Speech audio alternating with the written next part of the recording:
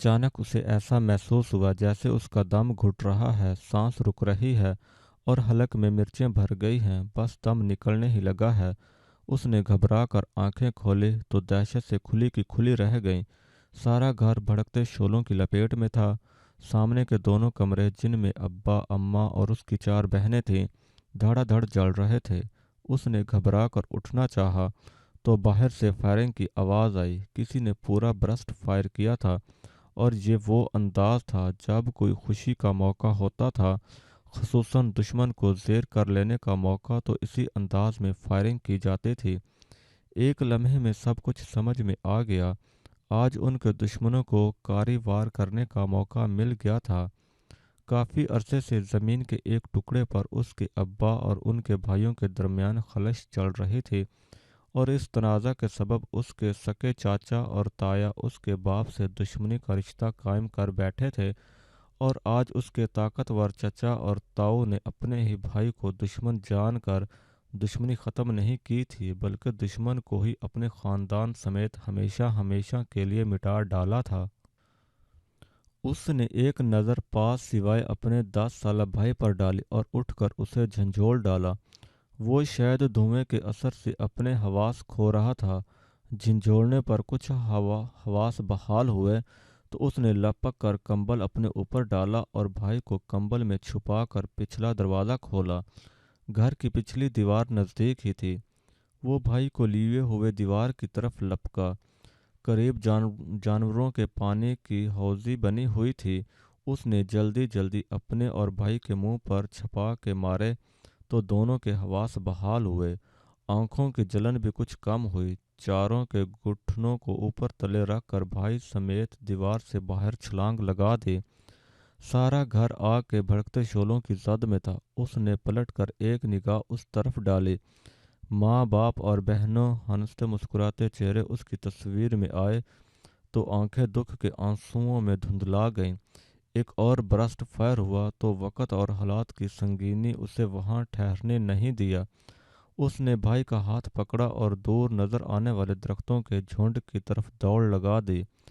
झुंड में दाखिल होने के बाद उसने पलटकर आखिरी मर्तबा अपने घर की तरफ देखा, जो खुश्क भूसे की तरह जल रहा था और उसमें उसका बचपन, जवानी, खुशियाँ, जो माँ बाप और बहनों के दम से वाबस्ता थी, सब कुछ भस्म हो रहा था।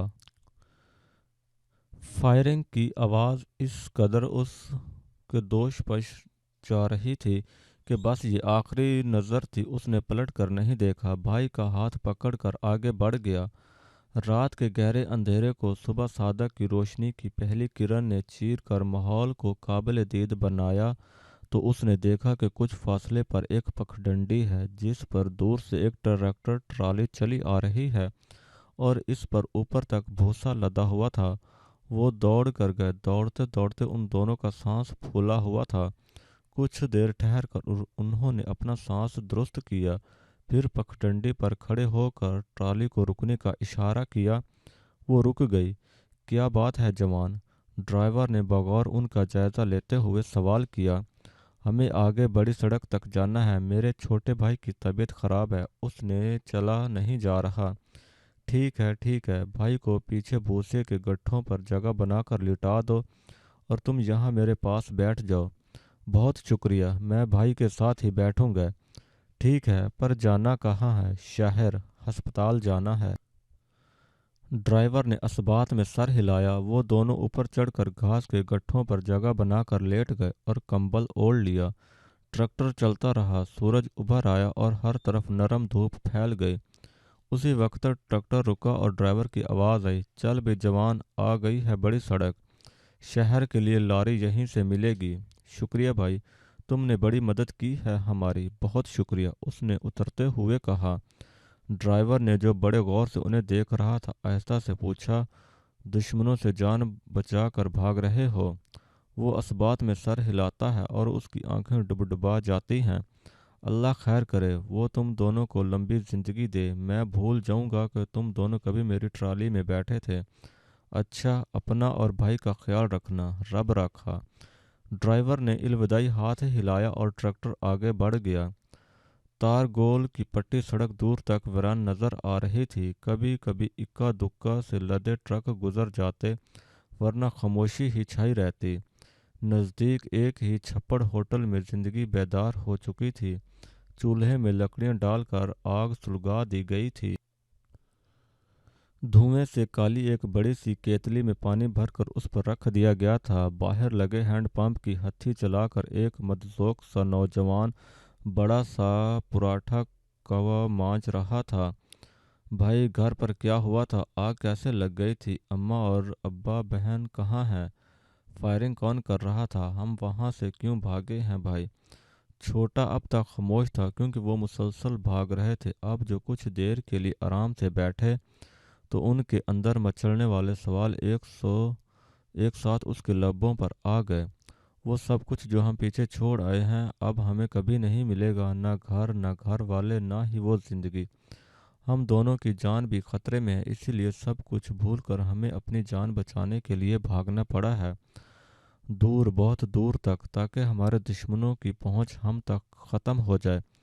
अगर जिंदा रहना है तो छुप कर, सब से छुप कर, हमें बहुत दूर किसी ऐसी जगह तक जाना है जहाँ कोई हमें जानता ना हो, पहचानता ना हो। इसीलिए ख्याल रखना, किसी को अपना सही नाम नहीं बताना है।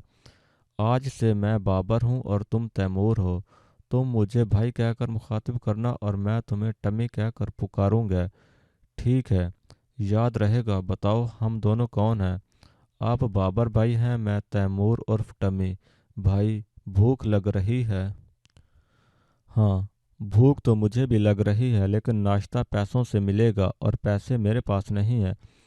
इसीलिए फ़िलहाल सब्र करना पड़ेगा। शायद अल्लाह कोई बंदोबस्त कर देगा, देखते हैं। वो दोनों एक दरख्त की जड़ में कुछ झाड़ियों के पीछे छुपे बैठे थे। अचानक एक खड़खड़ाता हुआ ट्रक सड़क पर नमूदार हुआ और छप्पड़ होटल के सामने रुका। ओ भाई, नाश्ता मिलेगा कि देर लगेगी अभी? एक मूंछों वाले आदमी ने खिड़की से मुंह निकाल कर पूछा। तैयार है भाई जी, आप ट्रक को सामने से हटाकर साइड में लगाओ और आ जाओ। उसने ट्रक बैक करके होटल के साइड में लगा दिया। इन दोनों ने देखा कि ट्रक पर केले लदे हुए थे। अब ट्रक इनके और होटल के दरमियान था। इसका ड्राइवर और क्लिंडर नीचे उतरे और बाहर खड़े होकर अंगड़ाइयाँ लेकर अपने हाथ पांव सीधे करने लगे। ओए छोटे, दो चार पाइयाँ बाहर डाल दे धूप में, भाई लोग आराम कर लें। तो फटाफट आग के परोठे बना। भाई जी, आप लोग मुंह हाथ धो लो। ड्राइवर और क्लिंडर हैंड पंप की तरफ चले गए। पहले ड्राइवर ने मुंह हाथ धोया और फिर क्लिंडर ने। दोनों ताज़ा दम हो गए। टमी, तैयार हो जाओ। हम लोगों को उनकी नज़रों से बचकर ट्रक पर सवार होना है, और देख, हमारी भूख का बंदोबस्त भी हो जाएगा। पेट भर कर केले खाएंगे। बाबर ने तैमूर को तैयार किया और वो दोनों मौका देखकर ट्रक पर सवार हो गए और फुर्ती से केले के गुच्छे उधर उधर करके जगह बनाई और छुप कर लेट गए। थोड़ी देर बाद ट्रक रवाना हो गया। वो दोनों इत्मीनान से खेले केले खाते रहे और अपनी इस हायत कुज़ाई पर मुस्कुराए भी। लेकिन सफ़र जारी रहा। ये सफ़र पूरा दिन जारी रहा। ड्राइवर और क्लिंडर्स की बातों से अंदाज़ा हुआ कि वो मगरिब के वक़्त शहर पहुँचे। कि मगरिब के वक़्त ट्रक शहर की मंडी में पहुँचा तो वो दोनों नज़र बचा कर उतर गए और थोड़े फासले पर खड़े हो गए। बाबर ने सामान ट्रक से उतारने के लिए अपनी मजदूरी की खिदमत पेश की तो उसे काम भी मिल गया। 2 घंटों में दोनों भाइयों ने मिलकर सारे केले उतार कर शेड में पहुंचा दिए और 400 रुपये मजदूरी भी मिल गई। वाह अल्लाह मियाँ, क्या बात है तुम्हारी! किस तरह मदद की, किस तरह शुक्रिया अदा करें तेरा। बाबर ने आसमान की तरफ देखते हुए कहा। भाई, अब खाना खाएंगे? तैमूर को शायद केलों ने ज़्यादा मज़ा नहीं दिया था। हाँ चलो, तंदूर वो सामने है, पहले चल कर खाना खाते हैं। वो दोनों खाना खाते रहे और बाबर सोचता रहा कि अब इन्हें कहाँ और कैसे जाना है। वो अपने इलाके से मुमकिन हद तक दूर निकल जाना चाहता था। फिर इस तरह कहीं छुप कर, कहीं लिफ्ट लेकर वो मुल्क के दूर दराज इलाके में जा पहुँचे। इस मुख्तसर से दौरे को पार करके वो जिस वादी में दाखिल हुए, वो खूबसूरती में अपनी मिसाल आप थी। चारों तरफ से सरसब्ज पहाड़ों की घरी इस वादी में एक जानिब मुख्तसर सी आबादी थी। कच्चे पक्के मकान पहाड़ी ढलवानों पर खिलौनों की तरह नज़र आ रहे थे। कहीं कहीं छोटे छोटे कतात में फसलें और सब्जियां उगी हुई थीं, और आबादी से ज़रा हटकर नशेब में शोर पहाड़ी दरिया घूम कर आगे कहीं जा रहा था। ख्वाब नगर।